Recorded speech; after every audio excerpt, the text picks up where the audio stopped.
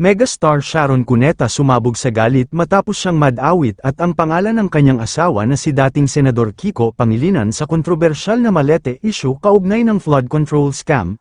Alamin ang buong detalye. Nagsimula ang lahat ng magpa-press conference ang grupo ng 18 individual na nagpakilalang mga dating bagmen at empleyado. Dito ay ipinakita ang mga larawan ng pamilya Pangilinan kasama ang staff ng kampo ni Zoldy Co. Ayon sa kanila, nakatanggap umano ang senador ng maletang naglalaman ng milyon-milyong kickback noong bumisita ito sa Marawi City noong July 2025, isang akusasyon na hindi pinalampas ng Megastar.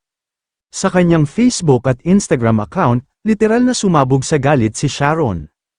Ayon sa kanya, ang ipinapakitang larawan sa presscon ay kuha sa kanilang pamilyang pagbisita sa Ground Zero sa Marawi para magpasalamat sa mga lokal na opisyal. Kinwestiyon niya ang loika ng mga akusasyon at sinabing, "Talaga ba, magbibigay kayo ng malite sa amin sa Marawi pa?" Dagdag pa ng Megastar, may resibo ang biyaheng ito dahil dokumentado at nakavlog ito sa kanyang YouTube channel noong July 2025.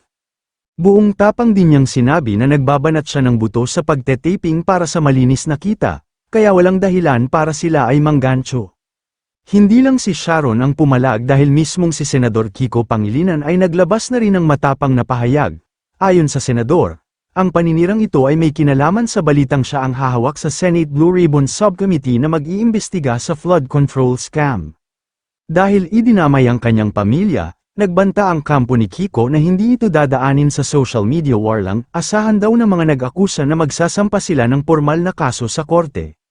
Mukhang haantong sa demandahan ang mainit na isyong ito. Ano ang opinyon ninyo sa naging sagot ng Megastar at sa banta ng pamilya Pangilinan? Isang mahalagang paunawa at paalala para sa lahat ng ating mga taga-subaybay. Ang channel na ito ay naglalayong maghatid lamang ng balita, impormasyon, at mga pahayag mula sa magkabilang panig na nasasangkot sa issue. Ang mga detalye sa video na ito ay base sa mga opisyal na social media posts at public statements na inilabas ng mga personalidad.